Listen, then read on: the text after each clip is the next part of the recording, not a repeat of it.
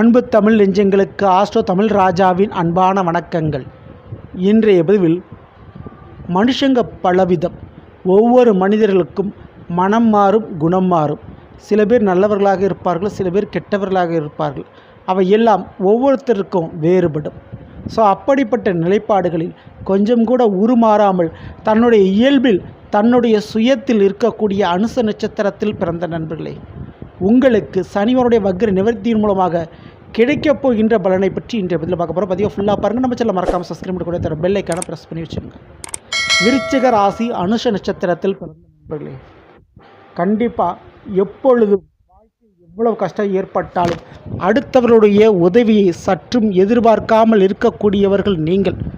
அப்படிப்பட்ட உங்களுக்கு காலமும் கடவுளும் கிரகங்களும் உதவி செய்யும் தருணம் இது.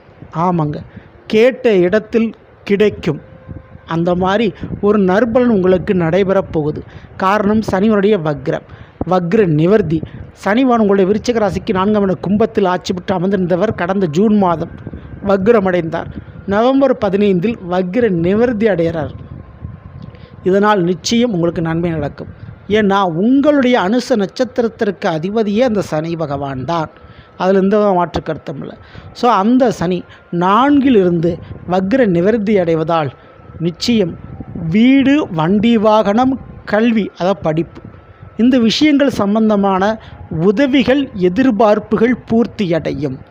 ஸோ அது சம்பந்தப்பட்ட கடனோ, பொருளுதவியோ, அல்லது உறவுகள் மத்தியில் இருக்கக்கூடிய பிரச்சனைகளோ, அல்லது படிப்பு இருக்கக்கூடிய மன ரீதியான பிரச்சனைகளோ உடைந்து நல்ல ரீதியான வாய்ப்பும் சூழ்நிலையும் கிடைத்து அதில் நீங்கள் எதிர்பார்த்த காரியங்கள் பூர்த்தி அடையும். ஸோ எதிர்பார்ப்பு பூர்த்தி அடையக்கூடிய தருணம்.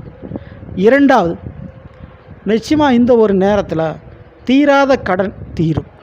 நிலக்கடன், சகோதர சகோதரிகளுக்கு செய்ய வேண்டிய கடன் கடமைகள் முடியும்.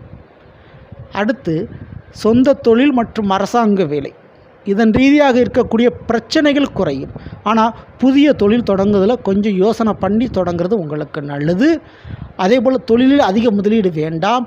அரசாங்க வேலை பெறுவதற்கோ அரசு சம்பந்தப்பட்ட விஷயத்திலோ குறுக்கு வழியை நாடிட வேண்டாம். மேலும் உங்களுக்கு கூடுதல் பொறுப்புகளும் பதவி உயர்வும் அல்லது குடும்பத்தில் புதிய உறவுகள் கிடைப்பதற்கும் வாய்ப்புகள் இங்கே உண்டு.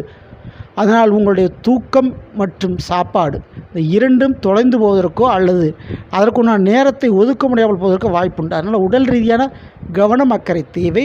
அதே நேரத்தில் குடும்பத்தில் வாரிசோ அல்லது புதிய உறவோ வந்து சேரும். குடும்பத்தில் சுபகாரியம் நடக்கும், நிம்மதி சந்தோஷம் பெறுவீர்கள். அதில் எந்த மாற்று கருத்தும் இல்லை. ஆனால் எப்படியாக இருந்தாலும் உங்களுடைய கடமைகள் முடிந்து நிச்சயம் நிம்மதி பெருமூச்சு விடுவீர்கள். அதில் எந்த மாற்று கருத்தும் இல்லை. ஸோ இதில் முக்கியமாக குறிப்பாக நான் சொல்லக்கூடிய ஒரே ஒரு விஷயம்னா, உங்களுடைய விருச்சிக ராசியில் அனுச நட்சத்திரத்தில் வேறு எந்த விதமான கிரகத்துடைய தொடர்பு கிடையாது. ஆனால் குருவனுடைய வக்ர பார்வை உங்கள் மீது விழுந்து கொண்டு இருக்கிறது. ஸோ அதனால் வாழ்க்கை துணையிடம், பிள்ளைகள் வழியில் நடக்கக்கூடிய விஷயத்தில் அவசரமோ கோபமோ பட வேண்டாம். நிதானத்தோடு கடைபிடித்து சில காரியத்தை செய்வது உங்களுக்கு நல்லது. பொறுமை அங்கே அவசியம் தேவைப்படுகிறது.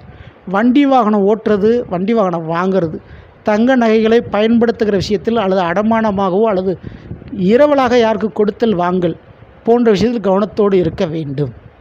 ஆனால் குடும்ப ரீதியான ஒரு நன்மையான காரியம் நிச்சயம் நடைபெறும். அதில் எந்த மாற்று கருத்தும் இல்லை.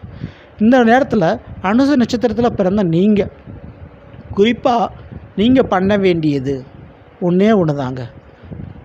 கண்டிப்பாக அரச மர வழிபாடு, அதுவும் அரச மரத்தோடு இருக்கக்கூடிய விநாயகருக்கு சங்கடகர் சதுர்த்தி என்றோ அல்லது சனிக்கிழமை என்றோ வெள்ளை எருக்கன் பூமாலை சாட்சி வணங்குங்கள். நிச்சயம் உங்களுக்கு நன்மை நடைபெறும். இந்த பதிவு பிடிச்சிருந்த லைக் பண்ணுங்கள், மற்றும் ஷேர் பண்ணுங்கள். மறக்காமல் நம்ம சேனலை சப்ஸ்கிரைப் பண்ணி வச்சுங்க. அடுத்த பதில் சந்திப்போம். நன்றி, வணக்கம். அன்பு தமிழ் நெஞ்சங்களுக்கு ஆஸ்ட்ரோ தமிழ் ராஜாவின் அன்பான வணக்கங்கள்.